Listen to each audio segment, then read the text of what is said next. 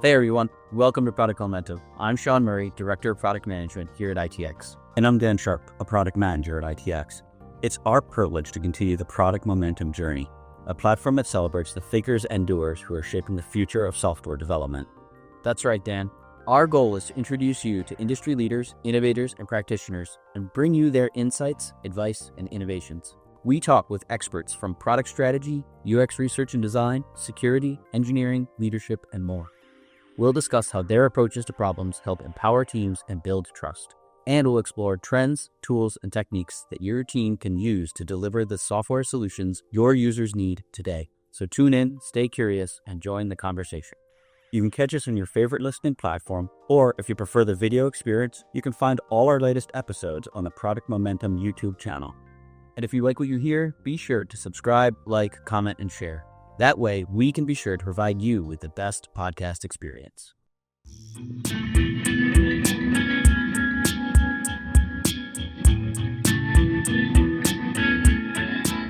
Dan, we could have just gone 3 hours with John Cutler. That was an amazing conversation. Tell me what you thought. Yeah, we had a lot of fun. For me, one of the big takeaways was organizations, companies, they are both less organized and less democratic than your average pirate ship. So be careful. You might be made to walk the plank. We learned a lot about how even as individual contributors, we can influence ways of working, make it more game-based, make it just more fun and enjoyable while we're doing the hard stuff. Yeah, this cold open is going to walk the plank. Let's go get it. See ya. We are live today at Industry with John Cutler. Super excited for this conversation. John is the head of product at Dotwork. He is also a prolific writer of product thinking. He's on LinkedIn. He is the author of The Beautiful Mess. It is probably one of my favorite newsletters dealing with, empowering product teams, but also the reality of working in human networks. So we're really excited to have you today. Yeah, awesome to be here. I'm going to embarrass Dan a little bit. He's been talking about this particular podcast for like 3 months. It's like my Super Bowl. Excited. I'm honored. Yeah. So, you had a talk earlier about game design and ways of working. I am one of those product managers who maybe gets a little twitchy when people bring up process. So I'm curious, what advice would you have for me to be able to turn kind of that external thinking about, building good products and turning that inward for building good ways of working? Yeah, I think that the first thing that comes to mind is acknowledging that you're doing this for customers.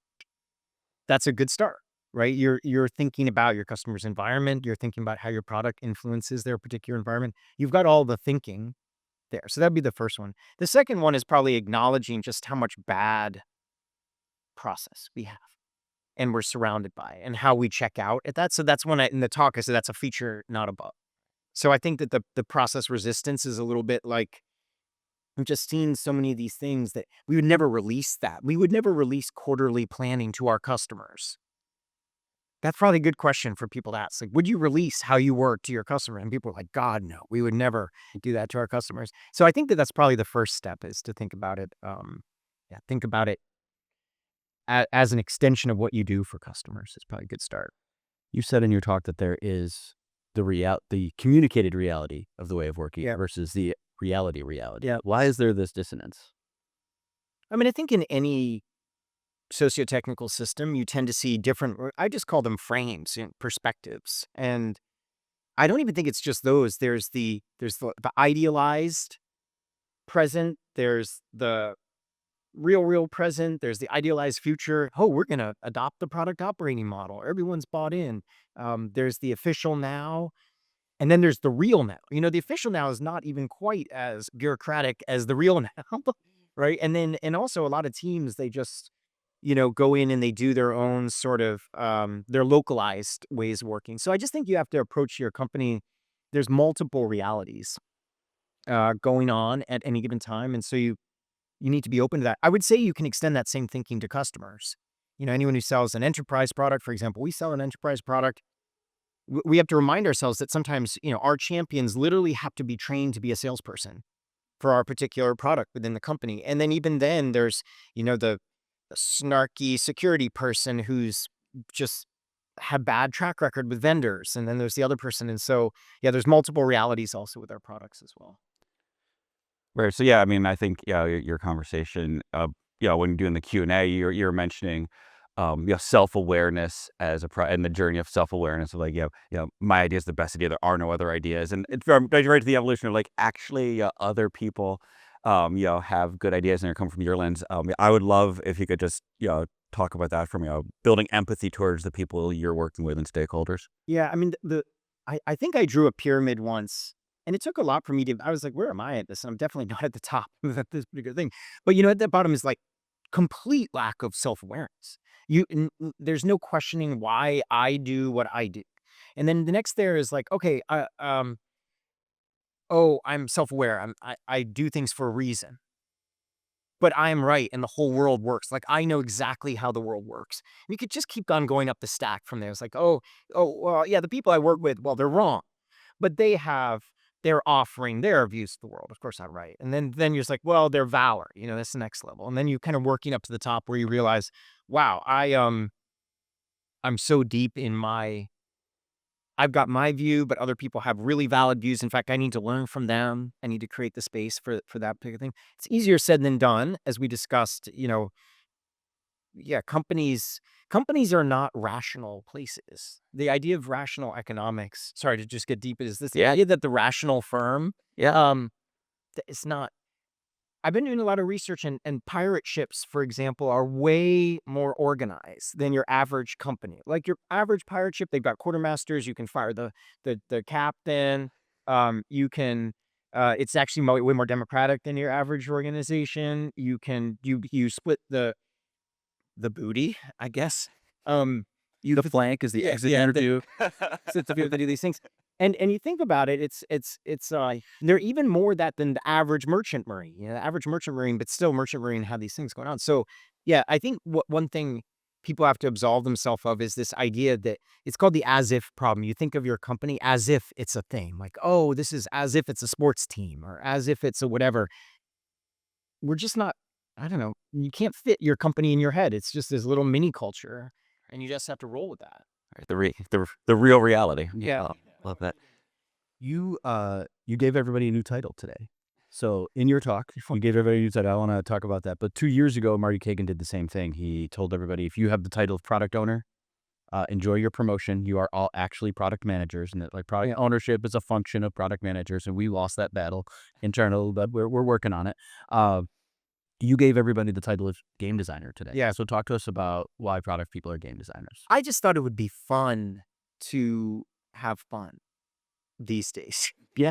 So I thought it would be just interesting to just challenge people. The reason why I like the game design idea is everyone can relate to playing an amazing game and being in the zone with friends or doing something, just like you can relate being in an awesome restaurant. Guess what? That's service design, right? Or you can relate to having an amazing vacation. Guess what? That's an experience design. Or you can um, end of life care. That can actually be an incredibly things. My son was in the NICU. That was an incredibly designed experience. How they helped us to be able to do these things. And so ultimately, I think people can relate. And that's what I like about that thing. It's one to, these words like, oh, it's a socio-technical system or it's complex. That's like 1% of people in the world. You have to acknowledge this is like us, the super, not even super nerds, just super geeks about that stuff. Your average person is like, is my company easy to navigate? Right. And so I think that's I like that lens, the game design thing, because we can all relate to a great game. We can all relate to that. And then, like I said in the talk, a lot of debates happen internally about sort of the system versus individual tension we feel, especially a lot here in the United States. And that all sort of falls away when you accept that almost we're surrounded by experiences that shape us, that we're bringing stuff. So then you don't get caught up in that whole system individual dichotomy, which a lot of people seem to argue about, vocally or not. That's going in a lot of people's heads. So I think it also helps defeat that a bit. Okay. I want to touch on the importance of having fun Yeah. at work. One of my mentors actually told me that when you're working with people in a work environment, you have to think that like 90% of the people that you're working with, if they could make the same salary doing something else, they would choose that something else. Right? So like if you have a responsibility to make work fun because not everybody is there doing exactly what they want to do. Right? Wow, I didn't think of that. Yeah. Like me personally, I would be, go back to coaching university level rugby. That would be that, but there's just no money in it, right? Yeah. My kids need to eat. And are you involved in Scrum at all? Uh, well, I get this question a lot because Scrum is very different in that environment than in the work environment. His teams end up very bruised Yeah. when he gets into Scrum. Yeah, we can work on proper form later, but but why is it so important to make sure that we're having fun at work? Yeah, I mean, I think that, well, first of all, some games are agonizing. They're not even like fun in the traditional sense. You're just engaged, you're thinking about it. But yeah, I guess my thought was, I mean, there's this sort of corporate engagement industry, and I'm trying to decouple from that with this particular message, where it's things like people should be engaged and you should run an engagement survey. And there's this myth, this sort of empty thing of engagement, or even, autonomy, mastery, and purpose, which you could say that also defines some good game design ideas. I would even go beyond fun of just imagining that there are things we can do to create more dynamicism in this environment, and laughter, and most importantly, just have not people just ruminating on the easy stuff. That's just the low hanging stuff Yeah. that just gets on people's mind to do that. And I think, a good example for folks would be if you ask them on a particularly hard day, what happened that day, and they're like, well, I was kind of doing, and then I was kind of doing this, and it was so obvious that their day was super frenetic. Okay. They were never really in the zone. They were never really,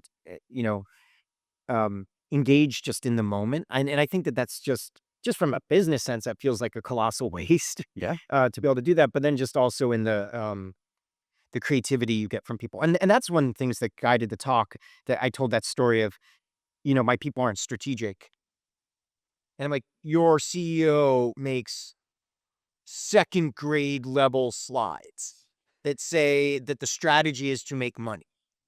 It's like the most non-strategy thing. Like, why in this environment are we talking to each other that we're like fifth grade, Yeah. second grade strategy, when people like leave work and they're like, oh, I'm going to start this crusade. I have these alliances. I'm doing this where we're going to mine ore, and then we're going to turn the ore into, a Trojan horse. And then we're going to do this. Like, they're obviously decent at thinking. These are like smart people. Yeah. And so thinking about how to create environments where people can be smart, just their smart selves, their smart, curious selves, seems like a good, it's win, win, win, win, win for customers and for company, for you and your community. It just seems like a good idea. Right. Yeah. Yeah, there's like an empowerment there. Yeah. Yeah, so I'm curious. Yeah, you've been doing a lot of research. Going out talking to organizations. Seeing their 5 pillars, seeing their triangle of strategic destiny, and then going and talking about how they actually are working on a daily level. Amongst the different levels. So, kind of, what have you been seeing? What are the big takeaways? Any aha moments? I mean, the current climate's rough. For sure, people are scared. They're not surfacing information. Okay. This is not a moment of continuous improvement out in the corporate world at the moment. It's sort of big swings. We don't have time for that type of thinking, which is the reality at the moment in a lot of companies. Um, so I'm definitely seeing that. But also, you see the march of time. And the analogy that I use is, there's these different waves. It's like 2008 was agile, and 2012 was scaled agile, and 2014, 15, 16 was maybe DevOps, and then there was product 1.0 where you'd have POs and PMs in the same company, and then they jump back into platforms, and then they were realizing you can't operate on a monolith. Like, you can't have any of this empowerment unless you start decoupling what you're doing from an architectural standpoint.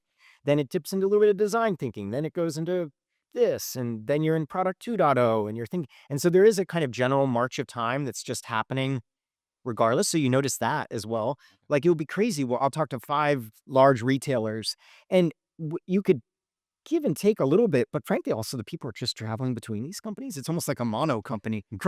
We always think about companies, but it is community. Sure. The community of tech. You can't view a company in isolation as an ecosystem, because it is the ecosystem of the people working in that community, and especially in certain domains. It's like people are going between all the major retailers in the United States, or all the major banks in the thing. You look at their resumes, they've just moved around it. So it's kind of like companies grafted onto large communities of people. So you see these trends, they're all somewhat a dissimilar space of a certain type of company. You certainly see companies lagging. There are companies operating like it's 2002. That happens. But look, if you're a bank and operating like it's 2014 and all the other banks are operating like it's 2013, 14, and 15, Right there. right in the Yep. middle of the bell curve. Perfect. I don't need to be a neobank at that point because, you might get disrupted by a neobank, but for the most part, you're just in your camp. You're in your class, the class of 2015. You said something really relatable in your talk about not having like the pro level Miro license. So you've got like a 6 gig. You should get like a 6 gig board with like, thousands of frames on it. Going and talking to these companies, and now you're working in this kind of like startup mode. What are some of the lessons that you've learned that you've kind of like tried to apply at this like, Startups just demolish? chaos. Talk about pirate ships. Startups with pirate ships, without the quartermaster. To do that, it's just a world apart. That's the thing about context in this thing. In a startup, it's just do or die every day. And you just have to. It's 10 o'clock. You got to write that doc. You got to get back to the customer. You got to do it, and it is actually helpful though because you see that in larger companies. I always at Amplitude, I think, are you learning faster than you ship or shipping faster than you learn? And in a lot of companies, I think product-minded people sometimes just don't accept the reality of the situation. They're like, "Oh, my company, they wish could be more product focused. We got to do this discovery. We got to do this. We got to label every problem." And I'm like, "No, not really. You're 10 years behind the other banks in the thing. And there's not a lot of rocket science in what you do. You could literally go and throw darts at other companies and copy what they do. You don't need to reinvent the problem unless you're a unique kind of bank, unless you're doing that. And they are learning, they have learned faster than they ship. Their problem is they're just not shipping fast enough. But the thing I've observed is the inflection point is so hard to measure.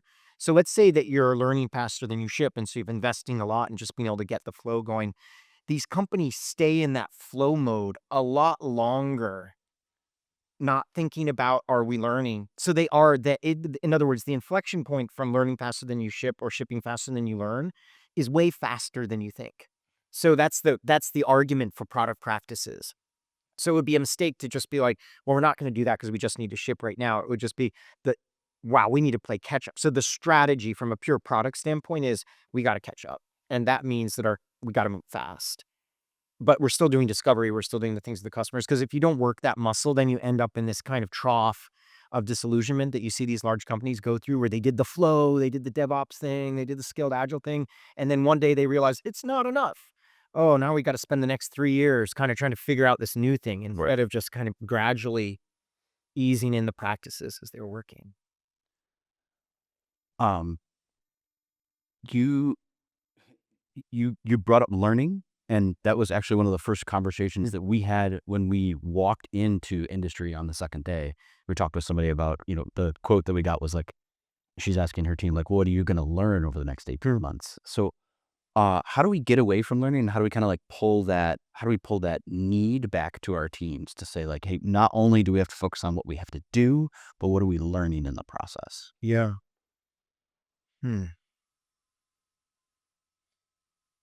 I think a lot of this is just tempo. Okay. And so what I mean by that is that you see a lot of these companies that are just saying like, we are now doing continuous discovery. They just sort of forget the continuous part of it. They're like, how we're doing this thing and we brought in these people and we're doing. And so I think you just have to work it into the day-to-day rituals and the analogy that I use is a lot of times people think this is just this 1-0 shift for a company. It really isn't. All the product companies that people idolize who have these product leaders who are on Lenny's podcast, they go into meetings and spend 70% of the time about deliveries and dates and stuff too. That's the reality. I know people, those companies, that's what they do. But the reality is they also spend 30% talking about the outcomes and they talk about the next thing and they pressure test the ideas. Or you have a designer and engineer on a team saying, this hasn't passed the bar of evidence to actually work on it. That's what the real world looks like in those companies, not this like highly choreographed song and dance to do these things. And so I think it is about like, what would we observe? The behaviors we would observe if a team was doing that. So obviously there would be time spent with customers. I worked at a company where we would like hands off of keyboards for 1 week. Designers, engineers, and PMs leave in a van to go out and see customers. And that was normalized in that thing. So probably those engineers in that 1 week did more customer time than in a lot of companies do in a whole year. True. And that was just the behavior. That was the habit. Yeah. So building up, building that muscle and making habit, right? We were talking, in a previous episode about how, like, with, change management, how it's so easy to fall back on your existing patterns, existing knowledge, right? When things get stressful. Yeah. So I'm curious, for individual contributors, right? Mm. How can they kind of influence some of the more thoughtful processes, more thoughtful ways of You working? can do a lot locally as a PM. Jeez. It depends on the company, though. I mean, they're heavily into some standardized approach. You can't. But imagine you could.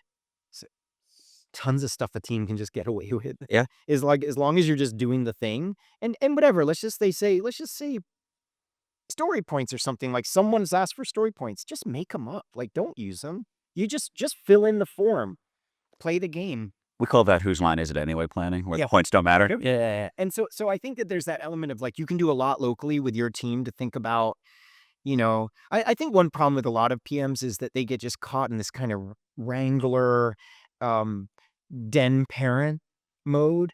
And that doesn't work either. You can't be like the den parent of this team. And that's, first of all, it's belittling that team, but it's learned helplessness for everyone involved. Yeah. And oh, we got to protect these engineers. We got to do that. So I think sometimes it's about just working out that minimally. So I use this minimally viable consistency at different levels of the company, but you could think for your org, like what are the rituals that really matter? How can you do that? So you can sort of be a mini game designer on your team. And I mentioned in the part is the co-design part, which is if it's just you, like, I have product manager have decided the new way you're going to work. That's not fun. No one wants to co-design. That's how you walk the plank. Yeah, that's Yeah. in your pirate ship life. So Yeah. The founder of this podcast says that leadership is the art of the art of possibility, and that management is the art of predictability. So I think kind of you saying take on that leadership role within your own team, right? predictable what? Yeah. That's the question. Stuff. No, I always do that. People have, say-do ratio this or predictability this or this. I was predictable what? Yeah. What do you want? And they're just like, predictable. We just need to be predictable. Predictable what? Like predictably awesome or predictably mediocre? Or, say, I could say anything and do it. Does that mean that pounce is the say-do ratio to be able to do it? And that was another inspiration for this game thing is you have a lot of power as a PM to create the mini game locally and how it works. And what I mean by that is that, if you set up this thing, that was my critique of things like Scrum. It's a game, but a lot of the rules and the mechanics are just weird.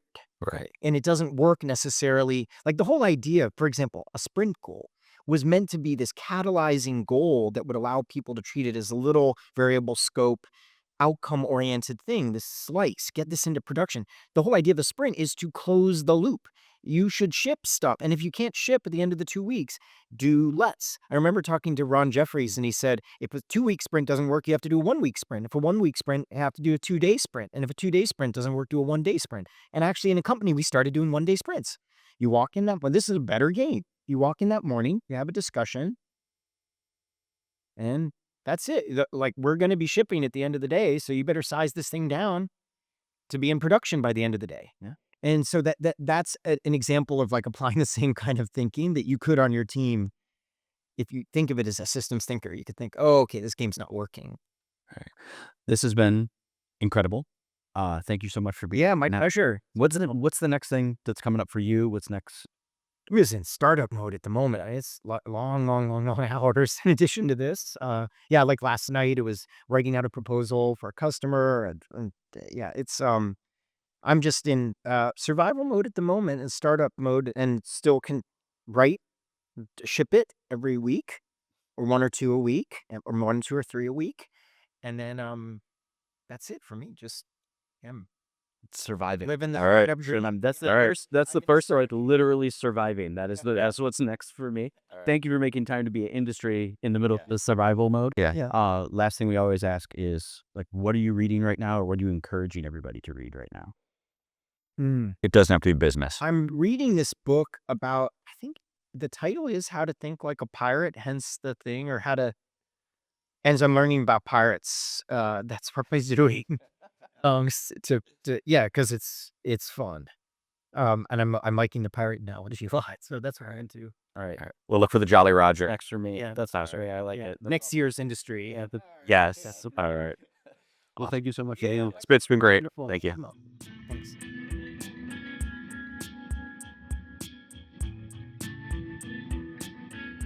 Well, that's it for today. In line with our goals of transparency and listening, we really want to hear from you. Sean and I are committed to reading every piece of feedback that we get, so please leave a comment or a rating wherever you're listening to this podcast. Not only does it help us continue to improve, but it also helps the show climb up the rankings so that we can help other listeners move, touch, and inspire the world, just like you're doing. Thanks, everyone. We'll see you next episode.